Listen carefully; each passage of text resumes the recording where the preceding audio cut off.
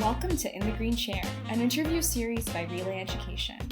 In each episode, we sit down with a professional who's working the green economy to learn about their story. I'm your host, Ade, and today I'm joined with Andrew. Hi, Andrew. Hi, Ade. I'm Andrew. I'm the Green Careers Officer at Relay Education. Relay is a Canadian charity that delivers renewable energy and environmental education programs with the goal of creating change for a greener future and fostering the next generation of green leaders. This interview series is part of the Green Collar Careers program, which offers opportunities for youth to explore and build careers to help protect the good green earth. Throughout the series, you'll hear from professionals across a wide range of fields and sectors who all work in what we consider to be a green collar career. Today's guest in the green chair is Akil Mesiwala. He's the CEO of Box of Life, a social enterprise based in Ottawa. They produce vermicomposting boxes so that you can compost at home with the help of worms. Hi, Akil. Welcome to the green chair. Hi, Ade and Andrew, and thanks Relay for having me here. Never been introduced as a CEO before because I'm the only one running it, so I guess I can call myself whatever I want to, but I prefer to just be humble and call myself the founder. So my name's Akil, and I have started a business called the Box of Life. And essentially what we want to do is empower people that live in apartment buildings or in homes in the urban environment to reconsider what they think of as food waste and convert that waste into a resource, which is healthy soil. And it's really easy to do that using vermicomposting, which is nature's way of recycling organic matter using earthworms. From what I understand, composting is like the process of food scraps turning into soil. How does vermicomposting differ from when we put our compost in the green bin on, like every Thursday? And how is it used differently? When you send stuff into your green bin, it goes to a centralized facility and they hot compost it, which means that they're massive compost piles that reach pretty high temperatures, 65 degrees and above for a few weeks. And that heat and the microbes that thrive in the hot climate, or in the heat rather, break down the food scraps. So those are industrial scale processes where it's hot composting. Whereas you can't realistically generate that heat in a smaller compost pile. So if you live in an apartment or in a house, you're realistically not getting that hot temperatures. So vermicomposting, on the other hand, is a way around that. Or in fact, in my opinion, it's a better way around that. It's essentially using cold composting, which means that it's done at room temperature. And we have special earthworms called red wigglers. They are one type of species of earthworms amongst 1,000 that are really good at eating food waste. So they essentially, with the help of other bacteria and microorganisms like fungi and protozoa, break down the food scraps inside a small volume and essentially poop out fertilizer. So that's the fundamental difference. So I read on your Instagram that you were inspired to start Box of Life because your father had a balcony garden in Mumbai. Yes. Can you tell us more about like your background in gardening and stuff? I have no background in any of that. I was inspired to consider vermicomposting or consider composting at a very in my mid-20s, because I was taking a look at my personal sustainability, and I realized that I was recycling and throwing away things into trash. I was also not living in Ottawa at that time. I was living in the US, and the United States doesn't really have any municipal composting. So all our waste streams are either recyclable or landfill.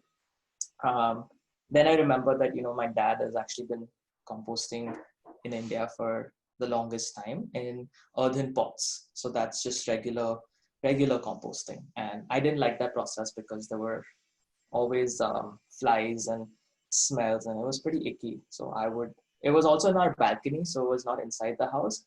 And so for me, I associated composting with bugs and smells, which I have now realized is a lot of people's association with compost. It's just negative. So vermicomposting was a solution to keep the worm bin inside my house and have them eat the food scraps year round. So I started out as just an experiment to see what's the worst that could happen. And so I had like a Rubbermaid container that was maybe 2 feet wide and a foot long. And I put the worms in it. I added some paper and some food scraps, and 4 years later, I still continue. I think I've just gained so much respect for the process because it requires almost no effort from my end, which as a lazy person, I love. I'm not one to take a lot of effort, even though I'm super sustainable and passionate about it.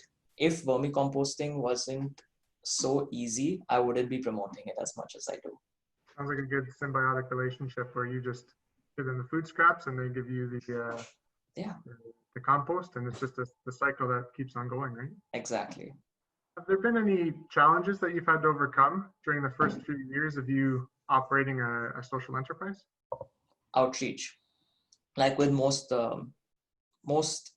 sustainability oriented organizations, it's all about behavior change and trying to nudge people to adopt certain behaviors, lifestyles, products in my case.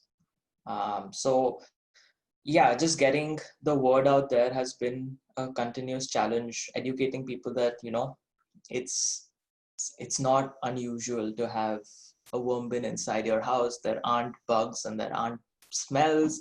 And look at my system, look at what hundreds of others have adopted in their homes. So that's been a challenge. I think me convincing someone virtually does not work. And no matter how much I tell you that it doesn't smell or there are no bugs in it, you can't visualize that and your senses aren't tuned in. But what I miss now that COVID has come up, COVID is here, is the face-to-face interactions which we had in our workshops, where people would actually come and they would see a worm bin and they would lift up the lid and they would smell it, and they would, if they were adventurous, they would dig in and find an earthworm and just see for themselves that it's a beautiful process at the end of the day and it's not what they imagine it to be. Prior to starting Box of Life, you shared that you were unhappy with your job and you felt like you're betraying your core self, and that you like many a times referred to yourself as a tree hugger. Can you share, I guess, if you want, what that job is and how you transitioned into being a green entrepreneur? Yeah, sure. So my background is in energy engineering. So I always wanted to promote sustainable systems and just do work to transition ourselves to our societies to a lower carbon output.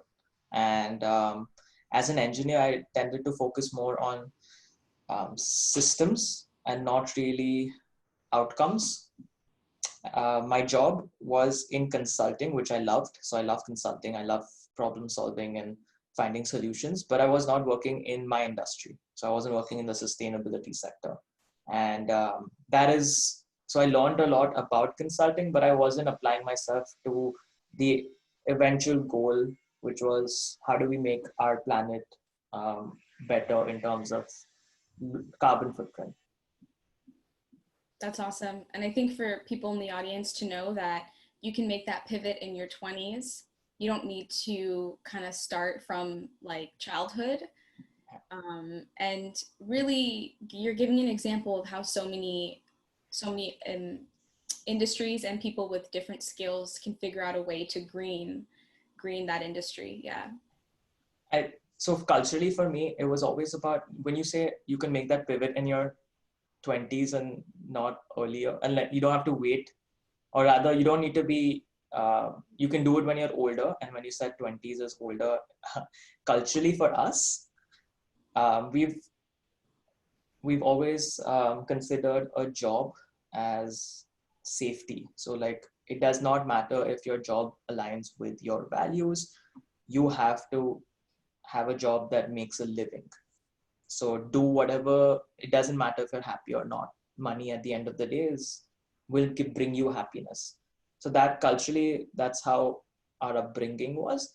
And I obviously come from a certain level of privilege where I had the flexibility or the financial independence to take a risk. And I acknowledge that not everyone, in fact, very few people have that privilege. And I wanted to make sure that I use my privilege to do good. So if you do want a career in sustainability, that's the future, to be honest. Like in 20 years, and even Corona has showed us, right, what happens, like what is essential.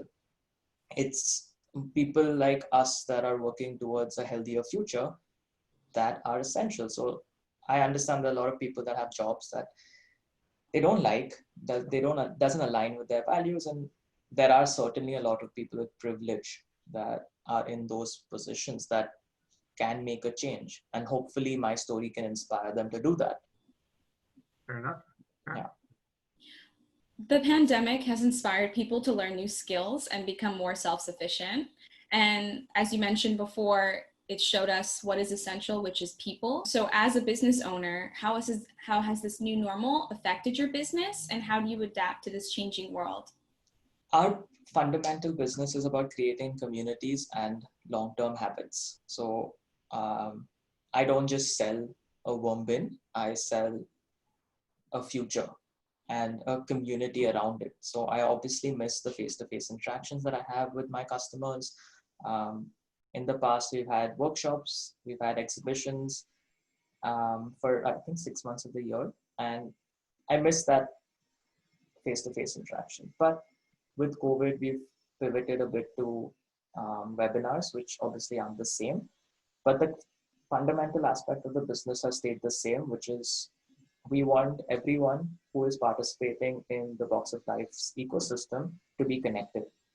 So we have an online community where everyone who has purchased a worm bin from us has now access to that community, so that if you have one in your home and you have something to share, like a positive story, or if you have some problems that come up with your bin and you don't know what to do, you know that there is a community to back on. I think that community part is so important and a common theme that we're seeing right now. Yeah. We have some questions from the audience. Okay. Yeah. So we asked some high school students ahead of time if they had any questions, and the one I have is if someone wants to compost directly using the Box of Life, but they don't have their own garden to actually use the compost in, do you have suggestions of what they can do with that compost? It is a question that you ask before you start composting, and you'll never ask that question after you start composting. Now, the reason is simple. If you are living in an apartment and you're a family of, let's say, 2 or 3, the amount of compost or the castings that you get out of the system is 1/5 of what you put inside it. So because food is 90% water, the water evaporates. So the rest of the mass is very little. The volume drops like crazy. You'll be surprised at how little you get out of it. And if you have houseplants, you can always fertilize the houseplants.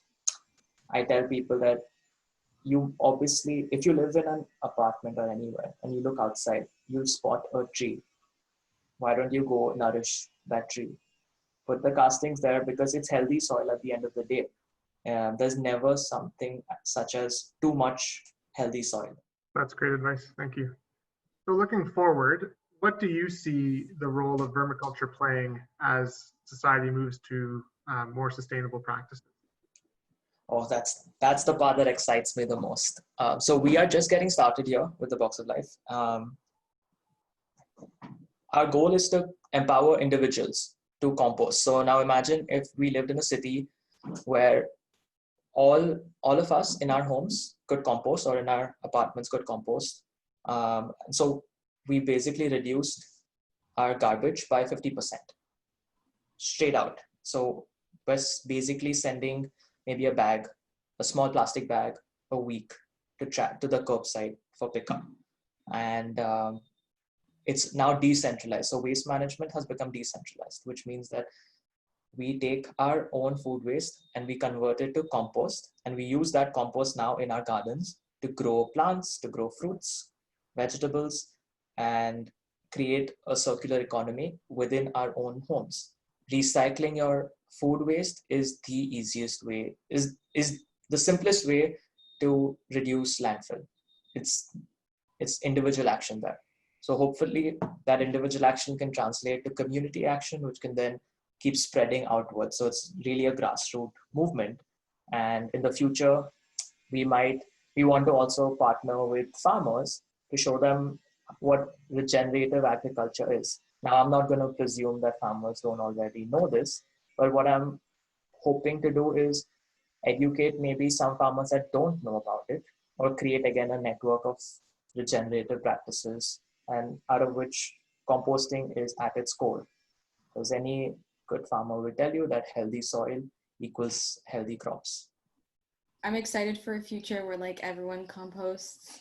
I'm so glad we had the opportunity to speak with you, Akil, and thanks again for sitting with us. You're welcome. You can find us on social media at The Box of Life on Instagram and Facebook. And we also have a website, theboxoflife.com. We hope you enjoyed learning about the different paths people take to working in the green economy. My name again is Andrew. And I'm your host, Ade. Follow us on social media at Relay Education and check out our website, relayeducation.com, to learn more.